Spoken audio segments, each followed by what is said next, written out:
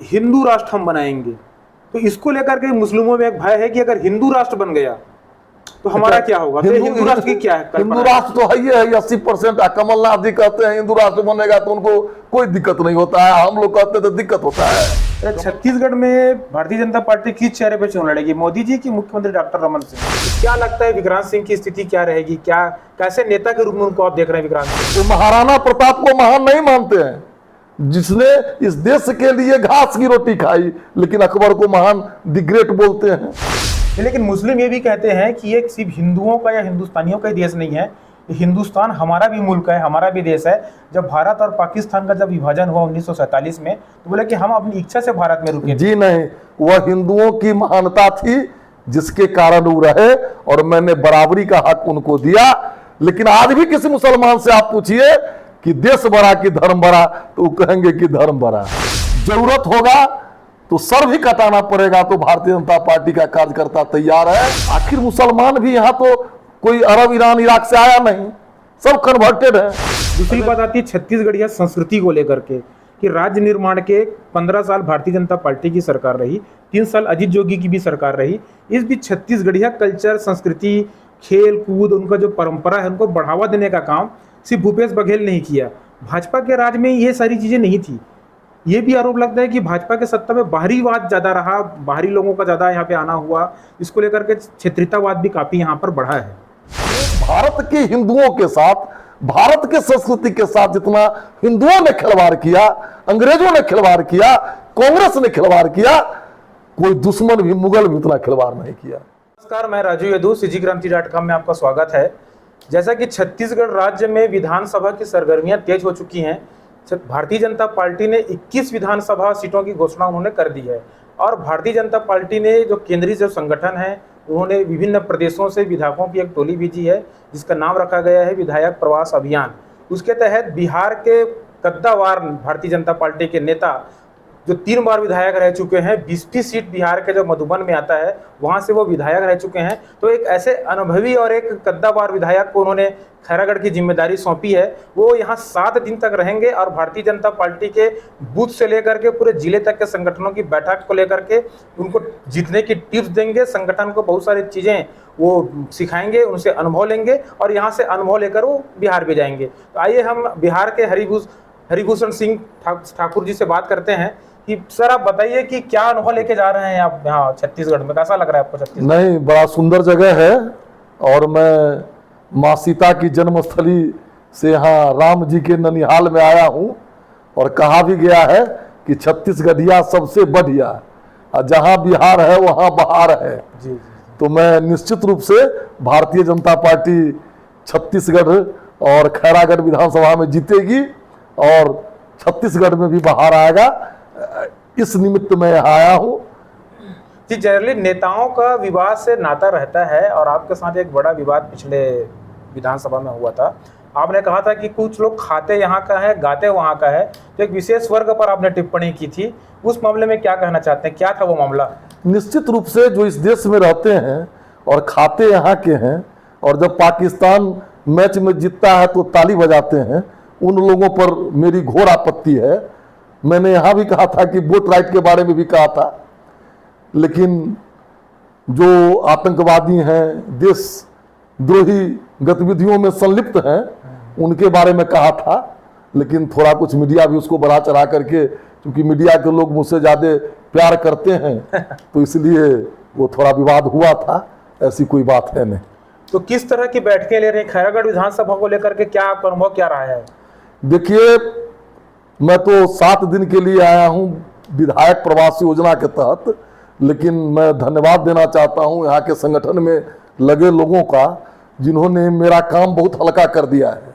यहाँ बूथ स्तर तक हमारा मजबूत संगठन है, और मैं प्रत्येक मंडल में, चाहे वो महिला मोर्चा हो, चाहे युवा मोर्चा हो, चाहे अनुसूचित जाति मोर्चा हो, अनुसूचित जनजाति मोर्चा हो, उनके कार्यकर्ताओं से मिल करके मैं फीडबैक भी ले रहा हूं।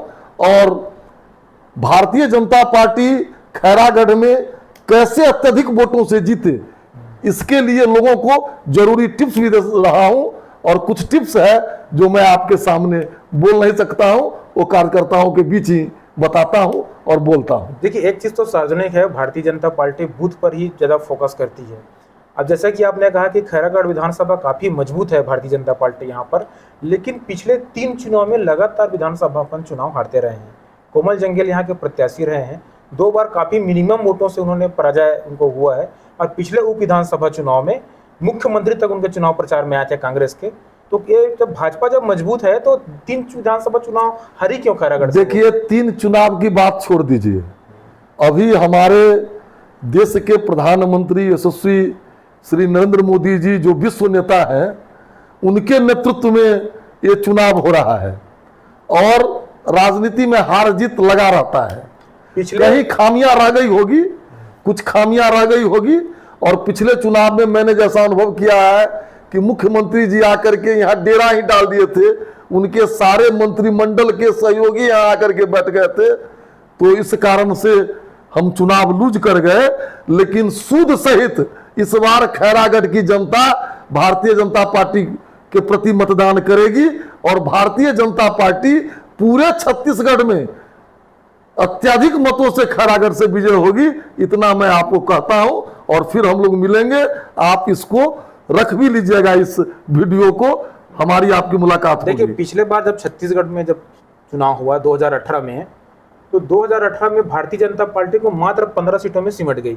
एक तरह से कह सकते हैं कि काफी शर्मनाक हार भारतीय जनता पार्टी की हुई है। उस टाइम भी नरेंद्र मोदी जी चेहरा थे, मुख्यमंत्री डॉक्टर रमन सिंह छत्तीसगढ़ के चेहरा थे।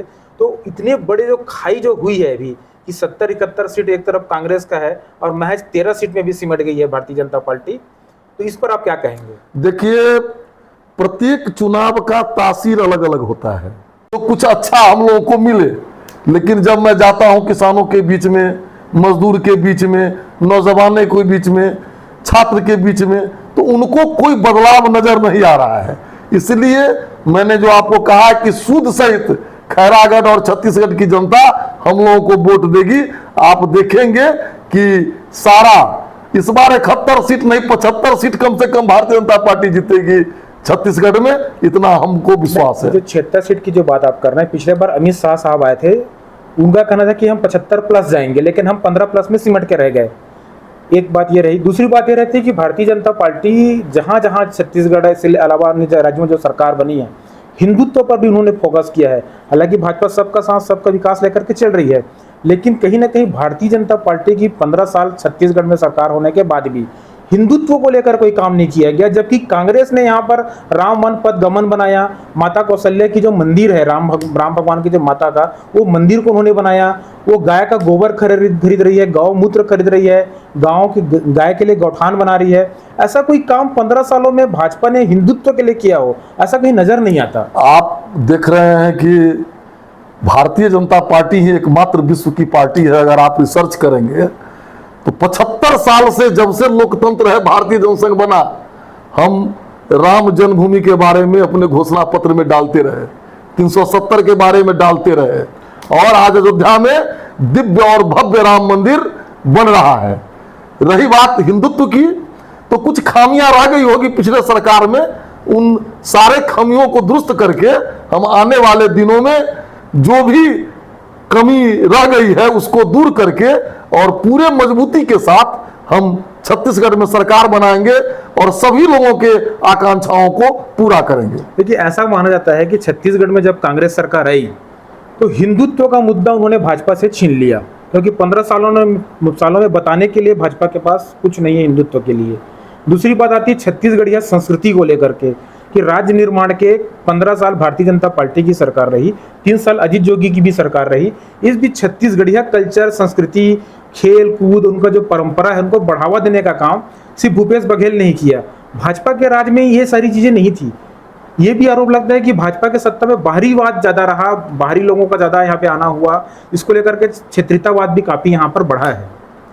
रही बात अगर कुछ कमियां रह गई होगी तो यहाँ की जनता ने मुझे सजा भी दे दी, लेकिन अब देश के साथ छत्तीसगढ़ की जनता भी कदम से कदम मिलाकर के चलेगी और जो कमियां हैं उसको दूर करके हम आने वाले दिनों में छत्तीसगढ़ का सर्वांगीण विकास, चाहे हिंदुत्व के क्षेत्र में हो या छत्तीसगढ़ की जो अपनी संस्कृति है, जो यहाँ के संस्कृति में मधुरता है, उसको आगे बढ़ाने के लिए भारतीय जनता पार्टी काम करेगी। अच्छा, एक चीज और आई है कि केंद्र में मोदी जी की सरकार आने के बाद राष्ट्रवाद शब्द एक बढ़ा है, राष्ट्रवाद और सेक्युलरवाद। तो अपन कैसे समझे राष्ट्रवाद क्या है और सेक्युलरवाद भाई, क्योंकि अभी भी एक बड़ा वर्ग है जिस चीज को समझ नहीं पाता है। देखिए, राष्ट्रवाद का परिभाषा सीधा है कि वंदे मातरम हम शुरू से लेकर के आज तक बोल रहे हैं। अब सेकुलरवाद कहाँ चला गया? अब सेकुलरवाद कोई बोलता है आज, तो आज हमारे अखाड़ा पर आ रहे हैं, यानी हमारे विचारधारा की जीत हो रही है। सरकार किसी की बने, लेकिन आज राम की बात, हनुमान की बात, बजरंगबली की बात कांग्रेस के लोग भी करने लगे हैं। तो कहीं ना कहीं हम सरकार न भी बना पाए तो हमारी विचारधारा की जीत हो रही है, और जब हमारी विचारधारा जीतती है तब भी हमको प्रसन्नता होती है। और आने वाले दिनों में हम संपूर्ण देश में एक जनमानस तैयार करके, चाहे राज्य की सरकार हो, चाहे जिला पंचायत की सरकार हो, चाहे प्रखंड की सरकार हो, चाहे देश की सरकार हो, हम मजबूती से बनाएंगे। और कभी यह देश जो विश्व गुरु था, जो भारत माता सारा दुनिया इसके तरफ देखती थी, वैसा सुंदर, समृद्ध, शक्तिशाली भारत हम बनाएंगे। मोदी जी गौ सेवकों को लेकर के भी एक बार कहा था कि वो वसूली करते हैं। गौ सेवकों को वसूली करते हैं, तो अगर तो हमारे साथ भी कोई होंगे गलत करते होंगे तो निश्चित रूप से प्रधानमंत्री जी के संज्ञान में गया होगा तो बोले होंगे। ये तो प्रधानमंत्री जी की महानता है कि हमारे लोग भी अगर गलत कर रहे हैं तो उनके बारे में बोलते हैं। हम तो झांपते नहीं हैं घोटाला को, घपला को या बुरे कर्मों को। तो ये तो प्रधानमंत्री जी की महानता हुई। अच्छा, भारतीय जनता पार्टी को लेकर के एक बात ये भी आती है कि हालांकि भाजपा का कहना यह है कि सबका साथ, सबका विकास और सबका विश्वास, तो जैसे कि बीच में बात आई समान नागरिक संहिता और आपका ट्रिपल तलाक, इसको किस एंगल से आप देखते हैं? देखिए, ट्रिपल तलाक महिलाओं के कल्याण के लिए है। किसी से आप शादी कर लीजिए, 2 3 4 बच्चा पैदा हो जाए और उसके बाद तलाक तलाक कह दीजिए, तो ये नारी की समानता कहाँ हुई? इसलिए, और समान नागरिक संहिता, आप पत्रकारिता जगत में हैं, आपका भी एक कानून होगा। कोई दुकान चलाता है, व्यवसाय का भी एक कानून है। कोई गाड़ी चलाता है, उसका भी नियम है। तो क्या इस देश में यहाँ के रहने वाले नागरिकों का एक कानून नहीं हो? लेकिन इसके लिए भी लोग वोट बैंक के लालच में तरह तरह के बात लोग बोलते हैं। लेकिन भारतीय जनता पार्टी आने वाले दिनों में समान नागरिक संहिता लाएगी और उससे देश को मजबूती मिलेगा, राष्ट्र हमारा मजबूत बनेगा। अच्छा, एक चीज और है कि भारतीय जनता पार्टी की जब सरकार बनी मोदी जी के, तो अर्बन नक्सलवाद को लेकर के बड़ी कार्रवाई हमको देखने मिली है। क्योंकि छत्तीसगढ़ से सुधा भारद्वाज है, इनको भी गिरफ्तारी की गई थी। तो ये अर्बन नक्सलवाद को कैसे देखते हैं? क्योंकि कांग्रेस की सरकार में अर्बन नक्सलवाद नहीं था, एक बात ये रही। दूसरी बात यह है कि भाजपा की सत्ता आने के बाद ये आरोप लगाया जा रहा है वामपंथियों के द्वारा कि इतिहास को बदला जा रहा है। अच्छा, तो इतिहास को क्या बदला जा रहा है? हम सच्चाई बता रहे हैं। हालांकि भाजपा का यह कहना है परसों चंद्रयान 3 पर गया, चंद्रयान 3 चंद्रमा पर लैंडिंग किया। अभी जो इसरो के अध्यक्ष हैं, निदेशक हैं, डायरेक्टर, वो मंदिर गए। वामपंथी क्या कहेगा कि बचपन में स्कूल गए होते तो मंदिर जाने की आवश्यकता नहीं होती। देखिए, बड़ा एक स्कूल अपने जगह पर है, मंदिर अपने जगह पर है। वो मंदिर पर तो बोलते हैं, लेकिन कोई मस्जिद जाता है तो बोलते हैं। वो हमारे मठ मंदिरों पर चढ़ावा पर तो उनका कुदृष्टि है, लेकिन दूसरे धर्म के लोगों का जो मठ मंदिर मस्जिद है उस पर चढ़ावा पर कुछ बोलते हैं। तो उनका डबल स्टैंडर्ड रहा है। वो महाराणा प्रताप को महान नहीं मानते हैं, जिसने इस देश के लिए घास की रोटी खाई, लेकिन अकबर को महान द ग्रेट बोलते हैं। तो वामपंथी इतिहासकार 1957 को सिपाही विद्रोह कहते हैं, जबकि देश का पहला स्वतंत्रता संग्राम 1857 था।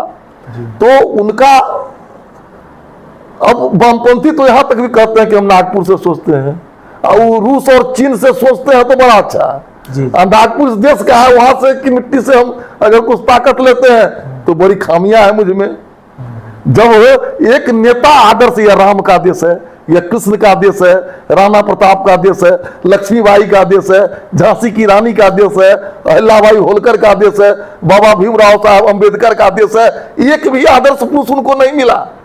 लेकिन मुस्लिम ये भी कहते हैं कि ये सिर्फ हिंदुओं का या हिंदुस्तानियों का ही देश नहीं है, हिंदुस्तान हमारा भी मुल्क है, हमारा भी देश है। जब भारत और पाकिस्तान का जब विभाजन हुआ 1947 में, तो बोले कि हम अपनी इच्छा से भारत में रुके। जी नहीं, वह हिंदुओं की महानता थी जिसके कारण वो रहे, और मैंने बराबरी का हक उनको दिया। लेकिन आज भी किसी मुसलमान से आप पूछिए कि देश बड़ा कि धर्म बड़ा, तो वो कहेंगे कि धर्म बड़ा। अब कुछ होगा तो फिर संविधान की बात कहेंगे। 1952 में देश आजाद हुआ, यहाँ 47 में आजाद हुआ, 52 में हम अपने संविधान को यहाँ लागू किए। वो कहे कि ना, हमारी शिक्षा व्यवस्था अलग होगी, हमारी धार्मिक व्यवस्था अलग होगी, हम मदरसा खोलेंगे, हमारी माने कहीं भी एक राष्ट्र के नागरिक के रूप में, चूंकि वो अपने धर्म के प्रति, धार्मिक भावनाओं के प्रति ज्यादा समर्पित है। हम कहते हैं कि पहले देश, उसके बाद कुछ, यही अंतर है हम में और उनमें। प्रथम देश को मान ले, राष्ट्र को मान ले, और सभी नागरिक बराबर है सब। आखिर मुसलमान भी यहाँ तो कोई अरब, ईरान, इराक से आया नहीं, सब कन्वर्टेड है। अगर डीएनए टेस्ट करा लिया जाए तो सभी भाई भाई हैं। कभी उनके पूर्वज इस्लाम धर्म या तो तलवार के बदौलत या लोह लालच के बदौलत, अभी भी आप देखिए कि क्रिश्चियनिटी कैसे बढ़ रही है। तो कुल मिलाकर के इस देश को जो भी मजबूत, समृद्ध, शक्तिशाली बनाना चाहता है भारतीय जनता पार्टी उसका समर्थक है। जो इसके विरोध में जाना चाहता है भारतीय जनता पार्टी उस पर कार्रवाई करती है। अच्छा, संघ की जो कार्यक्रम होते हैं, शाखाएं जहां लगती हैं, वहां पे अखंड भारत की बात की जाती है। तो ये अखंड भारत आखिर क्या है?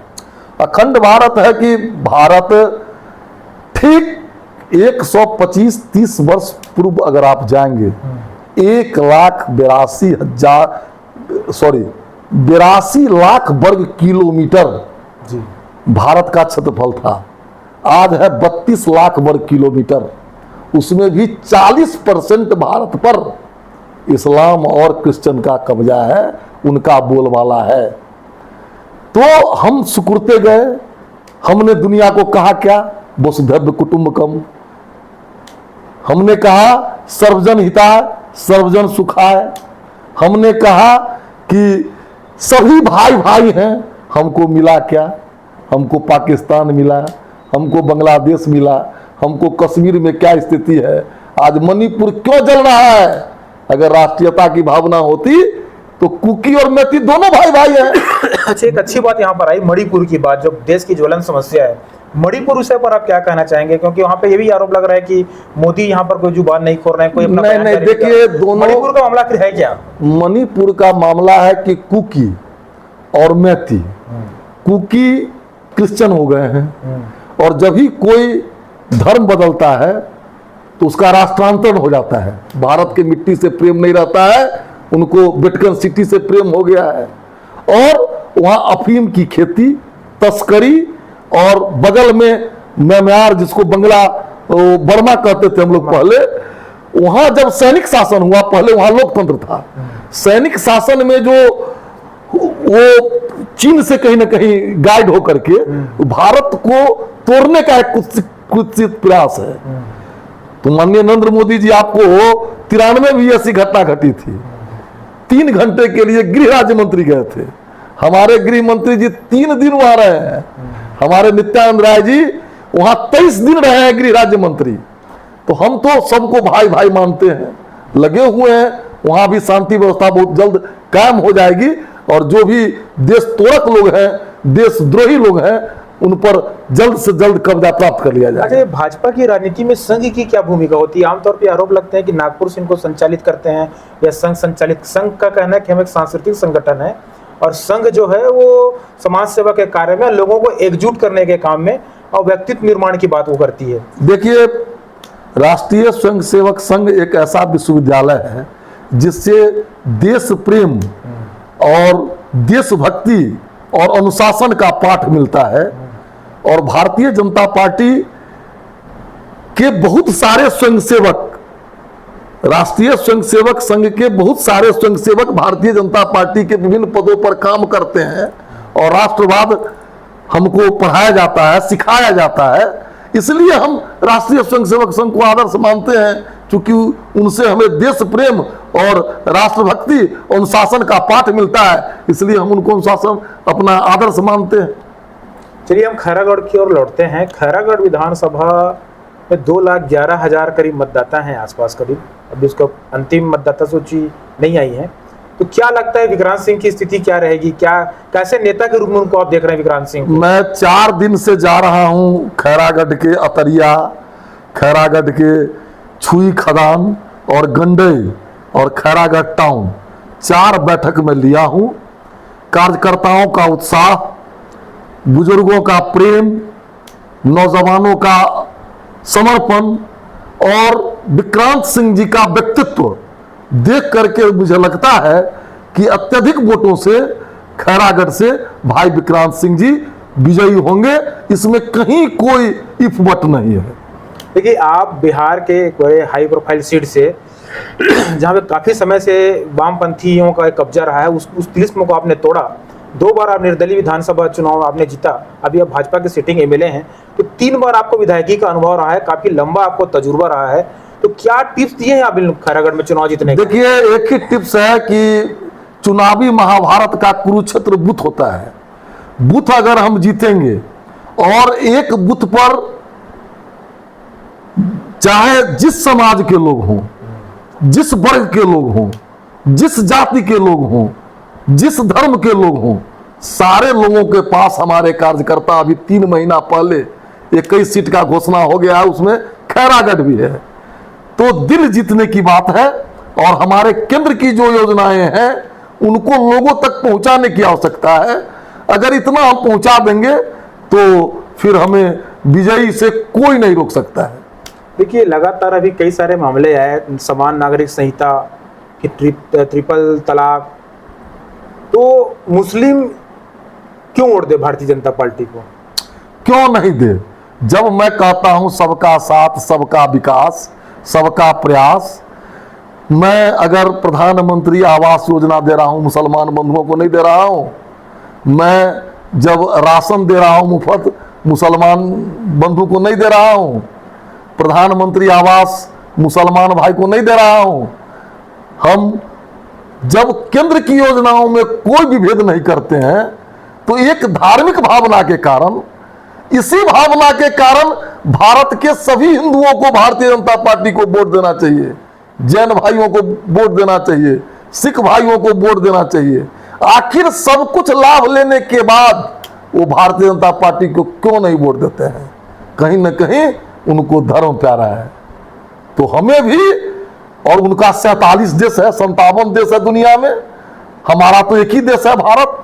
तो भारत मातृभूमि हमें प्यारी है, इसके लिए जरूरत होगा तो सर भी कटाना पड़ेगा। तो भारतीय जनता पार्टी का कार्यकर्ता तैयार है और आपके लोकप्रिय टीवी चैनल के माध्यम से, वीडियो चैनल के माध्यम से मैं अल्पसंख्यक बंधुओं से भी अपील करता हूं कि दुनिया में जितना फिरका मुसलमानों का भारत में है, किसी देश में नहीं है।